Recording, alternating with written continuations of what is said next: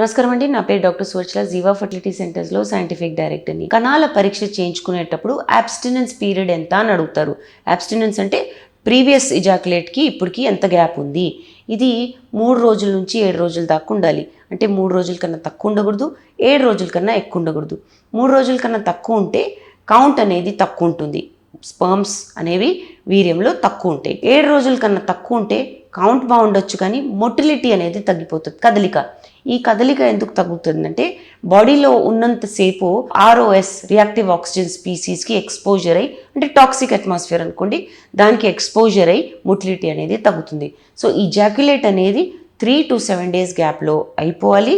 అయిన తర్వాత మీరు 3 days దాటిందనుకోండి, అలాంటప్పుడు మీరు కణాల పరీక్ష చేయించుకోవచ్చు. 7 రోజులు దాటిందంటే మొటిలిటీ అనేది తగ్గిపోతుంది. అబ్స్టినెన్స్ అనేది చాలా ఇంపార్టెంట్ ఫ్యాక్టర్ కణాల పరీక్ష చేయించుకోవడానికి. దీని గురించి ఇంకా వివరాల కోసం తప్పకుండా జీవా ఫర్టిలిటీ సెంటర్స్కి వచ్చేయండి.